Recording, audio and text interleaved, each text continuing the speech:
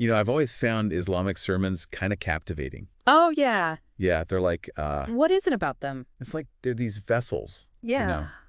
of Yeah. timeless wisdom passed down through generations. I like that. And so today, I think we're going to dive into a collection that's particularly special All right. because we've got excerpts spanning centuries Wow. from the Prophet Muhammad himself Okay. to contemporary scholars, Oh, all in this one PDF. that's quite a range. It is, and it's like a dialogue across time. Yeah. I'm really curious to see what we uncover. Yeah, and what's fascinating is how it's not just like a random assortment of sermons. Yep. It's curated to showcase the evolution of thought within Islam, I see. how these scholars grappled with core tenets in different eras. Okay, so before we get lost in the nuances, can Yeah. you set the stage for us a little bit? Sure. Why are sermons, especially Friday ones, such a cornerstone of Islamic practice? Okay, so imagine this. It's Friday, the community gathers, and the air crackles with anticipation. The imam steps up not just to deliver a lecture, Right. but to connect them to a legacy. I see. Quran 62.9 directly addresses this. Okay. It urges believers to set aside worldly matters when the call to prayer sounds. It's about hitting pause on the daily grind and plugging into something bigger. It's like a direct line to the heart of the community, it a does. reminder of what truly matters. Exactly. And speaking of the heart of the matter, one theme that pulses through these sermons is Tawheed, Right. the oneness of God. Of course. But here's what I find really interesting.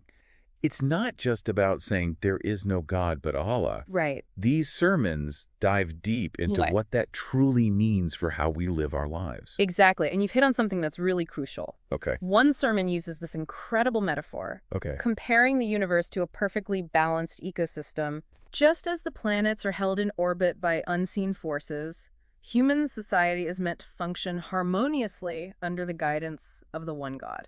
Okay. It's about recognizing that oneness isn't just this theological concept. Right. It's the very foundation of a balanced existence. I love that the universe is a reflection of Tawheed. Yeah. And it makes you think, if even the slightest imbalance in the cosmos can cause chaos, Right. imagine the disruption when we lose sight of that oneness in our own lives. Precisely. And the sermons don't shy away from calling out those disruptions. Yeah. One that struck me was incredibly direct about shirk, Okay. the act of associating partners with Allah. Right. But it goes beyond the obvious. Okay. The sermon warns against the subtle forms of shirk we might commit without even realizing it. Interesting. Placing too much importance on wealth or status, for example. Okay. Allowing them to rival our devotion to Allah. I see. It's a powerful reminder to check our priorities, to make sure our hearts are pointing in the right direction. It's like a spiritual compass calibration. Yes. And this idea of aligning our lives with the divine will seems to touch every aspect of Islamic practice. It really does. Speaking of practice, these sermons don't just talk the talk. Right. They walk the walk, Yes. offering practical guidance on living a life that embodies faith. Exactly. What are some of the specific actions or behaviors they encourage? Well, they cover a wide range of practices from the pillars like prayer and fasting to intricate details about social interactions. It's like they're saying, okay, you believe in Allah, now let's talk about how to make that belief tangible in every aspect of your existence. I love that. Yeah. So it's not just about rituals. No. It's about embodying faith in our relationships, our communities, Yes. even in how we treat ourselves. Exactly. What were some of the standout examples for you? Well, one sermon used a metaphor that really resonated with me. Okay. It compared prayer to a rope Okay. that connects us to Allah. It's about that direct line of communication, a space where we can unburden our hearts and find solace in His presence. But it goes beyond just the act of praying. Okay. The sermons emphasize the importance of intentionality, Right. of approaching prayer with humility and sincerity. It's like that old saying, prayer without intention is like a body without a soul. Yes. It's about being fully present, fully engaged, not just going through the motions. Exactly. And the sermons provide really vivid descriptions of how the Prophet Muhammad himself approached prayer, Okay. the focus, the humility, the deep connection he cultivated with the divine. Wow. It's about striving for that same level of presence, of making prayer a transformative experience, not just a box to tick on a checklist. It's like they're offering us a glimpse into the Prophet's own spiritual practice, Yes. which is incredibly powerful. Yeah. And this emphasis on aligning our inner world with our outward actions comes up again and again in the sermons, doesn't it? Absolutely it does. Like take zakat, for example. There's this beautiful story in one sermon about a wealthy merchant who was initially hesitant to pay zakat. He saw it as a loss, a dent in his fortune. Right. But then he witnessed firsthand the impact his charity had on a struggling family. How it brought them not just financial relief, but a sense of hope, a renewed faith in Allah's mercy. Wow. And that shifted something for him. Completely. Okay. He went from being begrudging to becoming one of the most generous members of the community. Wow. This sermon uses this story to illustrate how zakat isn't just about fulfilling an obligation. It's about purifying your wealth, about opening your heart to the needs of others. It's like they're saying true wealth isn't measured in what you possess, but in what you're willing to share. Precisely. And this interconnectedness between our spiritual and material lives, between belief and action, is a central theme throughout the collection. Absolutely. It's like they're weaving together a tapestry of Islamic practice, showing how each thread, each act of worship, each interaction is part of a larger interconnected whole. You've got it. And the beauty is that this tapestry is constantly evolving. That's right. Being reinterpreted and rewoven by each generation of scholars. Speaking of evolving, Yeah. one thing that struck me was how these sermons address the challenges of navigating a world that doesn't always align with Islamic values. Right. It's like they're offering a guidebook for living faithfully in a complex and often confusing world. You're absolutely right. The sermons offer this fascinating blend of timeless wisdom and practical advice for dealing with the specific challenges of their times. Yeah. And what's remarkable is how relevant much of it still feels today. So it's like they were speaking to the future, They were. recognizing that these challenges of faith and modernity would continue to resonate across generations. Exactly. One sermon, for instance, cautions against blindly imitating other cultures, particularly emphasizing the dangers of simply mimicking the practices of Jews and Christians without a deep understanding of their own significance within Islam. Interesting. It's a reminder to stay grounded in our own traditions, Okay. to understand the why behind the what. To find the Islamic lens through which to view the world, rather than just adopting someone else's perspective. Precisely. And this emphasis on seeking knowledge, Yes. on understanding the nuances of our faith, Mm-hmm. is a recurring theme. It is. One sermon beautifully describes knowledge as a shield against the arrows of doubt and confusion. That's a great way to put it. It's like arming yourself with the tools you need to navigate a world that's constantly trying to pull you in different directions. Exactly. And the sermons are full of practical advice for building that resilience, for strengthening that inner compass. Okay. For instance, one sermon talks about the importance of choosing your companions wisely. So it's about surrounding yourself with people who uplift you, who inspire you to be a better Muslim. Absolutely. The sermon actually compares bad company to a blacksmith's bellows. Just as the bellows intensify the fire, bad company can inflame our negative tendencies, Right. making it harder to stay true to our values. Wow, that's a powerful image. It is, isn't it? It makes you think about the kind of company we keep both literally and figuratively. Yeah. The books we read, the shows we watch, Right. the voices we allow to influence our thoughts and actions. Exactly. And the sermons don't just warn against negative influences. Okay. They also highlight the importance of seeking out positive ones. Okay. Scholars, teachers, mentors, Right. friends who can guide us, support us, and inspire us on our spiritual journey. It's about building a network of support, recognizing that we're not meant to walk this path alone. It's like they're saying, yes, the world is full of distractions and temptations, Right. but it's also full of incredible sources of wisdom and inspiration. Choose wisely. Choose wisely. And one of the most powerful sources of inspiration, of course, is the Quran. It's the foundation of Islamic belief. Yes. But these sermons seem to approach it in a way that goes beyond simply reciting the words. Yes. They talk about really internalizing its message, making it a living, breathing part of our lives. You've put your finger on something crucial. Okay. One sermon uses this beautiful metaphor, Okay. describing the Quran as a mirror. Okay. It's not just about reading the text. It's about reflecting on how it reflects on us, on our own hearts and actions. It's about asking ourselves, am I living in a way that aligns with these teachings? Am I embodying the values that the Quran espouses? It's about holding up that mirror and being honest with ourselves about what we see. Yes. And if we don't like what we see, it's not about beating ourselves up, Yeah. but about using that reflection Right. as a catalyst for growth and change. Exactly. And the sermons emphasize that this process of self-reflection and self-improvement is an ongoing journey, not a destination. It's about constantly striving to be better, to align ourselves more fully with Allah's will, Right. knowing that His mercy and forgiveness are always available to us. It's about embracing the beauty of imperfection. Yes. Recognizing that we're all works in progress. Right. And that each day is a new opportunity to start again, to seek His guidance, and to take one more step towards Him. Beautifully said. And that's what struck me about this collection. Yeah. It's not just about theoretical knowledge or abstract concepts. Right. It's about taking those principles and weaving them into the very fabric of our being, becoming living embodiments of the Quran's wisdom. So it's about that beautiful dance between knowing and doing. Yes. Between inward reflection and outward action. Absolutely. And speaking of action, yeah, one thing that these sermons really emphasize is the importance of not just knowing what's right, but actually doing it. Yes. Even when it's hard. Oh, absolutely. There's this recurring theme of struggle, of inner jihad. But it's not the kind of jihad we often hear about in the news. Right. You're right to highlight that distinction. One sermon put it this way: the battlefield is within. Right. It's about that constant struggle against our own ego. Those whispers of laziness, greed, or anger that can lead us astray. Right.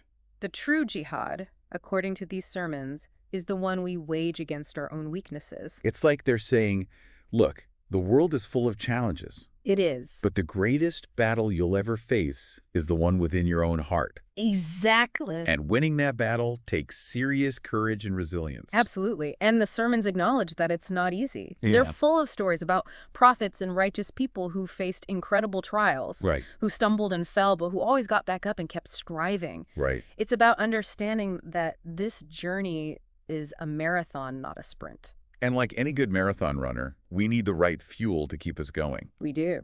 Speaking of fuel, one thing that really resonated with me was the emphasis on the importance of not just receiving knowledge, but also sharing it. Yes. The concept of dawah. Dawah, inviting others to the beauty of Islam. It's presented as both a duty and a privilege. I see. One sermon beautifully describes it as sharing a cool drink of water on a scorching day. Oh, wow. You've experienced that relief, that refreshment, and you want others to experience it too. And it's not about shoving a glass of water in someone's face, right? Right. It's about offering it with an open hand, with kindness and understanding. Precisely. The sermons emphasize that the most effective dawah flows from a place of sincerity and compassion. It's about embodying the values of Islam in our own lives so that others are drawn to the light they see reflected in us. It's about being living examples of the transformative power of faith. Yes. And that makes me think about another important aspect of these sermons. Okay. The emphasis on leaving a positive legacy. It's not just about our individual journeys, is it? No, it's not. It's about recognizing that our actions have a ripple effect that extends far beyond our own lives. That's a powerful insight. One sermon uses the metaphor of a garden. We're not just meant to cultivate our own little patch of land. Right. We're meant to plant seeds that will bear fruit for generations to come. Wow. It's about investing in our children's Islamic education, supporting charitable causes, right, and contributing to the well-being of the community as a whole. It's about recognizing that we're part of a chain of transmission. Yes. Passing on the legacy of faith and good works from one generation to the next. Yeah, exact. And that our actions today determine the strength or weakness of that chain. Exactly. The sermons challenge us to ask ourselves, what's that? What kind of world am I leaving behind? What seeds am I planting that will nourish and inspire future generations? It's a humbling thought, isn't it? It is. To realize that our lives are not just our own, but part of a much larger story. A story that began long before us and will continue long after we're gone. And that within that story, we have the power to be either villains or heroes. Right. To either contribute to the darkness or to be beacons of light. And speaking of beacons of light, one thing that these sermons make abundantly clear is that even amidst the struggles, even amidst the challenges of living faithfully in a complex world, there's always hope. Hope that's the heartbeat of these sermons, isn't it? It really is. No matter how dark things may seem, no matter how many times we stumble or fall short, The message is always one of Allah's infinite mercy and forgiveness. It's like that beautiful verse in the Quran. Which one? Say, "O my servants who have transgressed against themselves by sinning, do not despair of the mercy of Allah. Indeed, Allah forgives all sins." Yes. Indeed, it is He who is the forgiving, the merciful. Exactly. The sermons remind us that no matter how far we may have strayed, Right. the door to repentance is always open. It's comforting, isn't it? It is. Allah is always there waiting for us with open arms, ready to forgive us, to guide us back to the straight path, and to help us write a new story. Yeah. One filled with hope, redemption, and the promise of eternal bliss. It's a message that speaks to the deepest longings of the human heart. It does. The longing for forgiveness, for acceptance, for love that never fails. Absolutely. And that love, that mercy, is at the very core of these sermons, isn't it? It is. It's the thread that ties everything together. The light that shines through even the darkest of times. You've captured it beautifully. It's that unwavering belief in Allah's love and mercy that gives these sermons their power, their relevance, and their ability to inspire us, challenge us, and ultimately guide us towards a life of meaning, purpose, and fulfillment. It's like they're reminding us that no matter how far we wander, no matter how lost we might feel, there's always a path back to that source of love and mercy. And that's a really beautiful way to put it. Yeah. It's not about being perfect. Yeah. It's about that constant turning back, that yearning to align ourselves with the divine. And that yearning, that desire for something more. That's something I think a lot of people can relate to. Yeah. Even if they wouldn't express it in religious terms. Absolutely. It's that universal search for meaning. Yeah. For purpose, for a connection that transcends the everyday. And these sermons offer a way to tap into that deeper connection. Yes. To find that sense of grounding and direction Yeah. in a world that can often feel overwhelming. Precisely. One sermon describes it like this. Imagine a bird soaring through the sky. Go. It's free. It's untethered, but it's not lost. Right. It knows exactly where it's going, guided by an unseen force. Wow. That force, the sermon argues, is the love and guidance of Allah. I love that image. The freedom and the direction all at once. Yeah. And it makes me think about something else, that these sermons touch on the importance of balance. Balancing our worldly responsibilities with our spiritual aspirations. Right. It's something I think a lot of us struggle with. It's a constant juggling act, isn't it? Yeah. But the sermons offer some really practical advice. Sorry. One that stuck with me was the idea of viewing our worldly actions as acts of worship. So it's not about compartmentalizing our lives. Right. Separating the sacred from the secular. Right. But about finding ways to infuse even the most mundane tasks with a sense of intentionality and purpose. Exactly. It's about recognizing that everything we do, from our work to our relationships to how we care for our bodies and minds, Right. can be a means to draw closer to Allah. It's about making every moment count, every action an opportunity to connect with the divine. And the sermons offer practical tips for doing that. Okay. One that resonated with me was the importance of starting small. Okay. Don't try to overhaul your entire life overnight. Right. Instead, focus on making small, sustainable changes one step at a time. It's like building a staircase to heaven one small step at a time. Exactly. And don't be afraid to ask for help along the way. Right. The sermons emphasize the importance of community, of surrounding yourself with people who can support you, guide you, and inspire you on your journey. It's about recognizing that we're not meant to walk this path alone. Yes. That we're stronger together. Absolutely. And that by supporting each other, uplifting each other. Right. And challenging each other to grow. Yeah. We can create a collective energy that's truly transformative, not just for ourselves, but for the world around us. And that brings me to something else that struck me about these sermons. The emphasis on the importance of not just personal piety, Okay. but also social responsibility. Right. It's not enough to simply focus on our own individual spiritual growth, is it? It's not? No. We're also called to make a difference in the world, to fight for justice, to care for those in need. You've hit on a crucial point. Yeah. These sermons emphasize that true faith is not passive. Right. It's about taking action, about being a force for good in the world. One sermon puts it this way: the best of people are those who benefit others. It's a powerful reminder that our faith should be reflected not just in our words, but in our deeds, in the way we treat others, and in the impact we have on the world around us. Exactly. And the sermons offer specific examples of what that looks like. Speaking out against injustice, caring for the poor and marginalized, being a voice for those who can't speak for themselves. It's about recognizing That our faith is not confined to the walls of a mosque. Yes. But that it has implications for every aspect of our lives, for the way we interact with each other, Right. and for the kind of world we create together. And that's a really powerful message, isn't it? It is. It's a message that's as relevant today as it was centuries ago. That's right. A message that calls us to action, to compassion, and to a deep and abiding commitment to making the world a better place. One small act of kindness, one step towards justice, one prayer at a time. And as we reach the end of this incredible deep dive into these Islamic sermons, I'm left with a sense of awe at the depth and beauty of these teachings. Me too. And with a renewed commitment to bringing those teachings to life in my own life. And what has stayed with me is the reminder that no matter where we are on our spiritual journeys, no matter how many times we stumble or fall short, there's always a hand reaching out to guide us back. A voice whispering words of hope and encouragement and a love that never fails. It's been an absolute pleasure unpacking these timeless treasures with you. Likewise, the feeling is mutual. And for our listeners, if you found this deep dive as enriching as we did, we encourage you to continue exploring. Pick up a book, visit a mosque, have a conversation with a Muslim friend or colleague. The world of Islamic thought is vast and endlessly fascinating, and there's always something new to discover. And remember, the most important journey is the journey of the heart. May we all continue to seek knowledge, to deepen our faith, and to live lives that reflect the beauty, wisdom, and compassion of Islam. Beautifully said. Until next time, may peace be upon you all.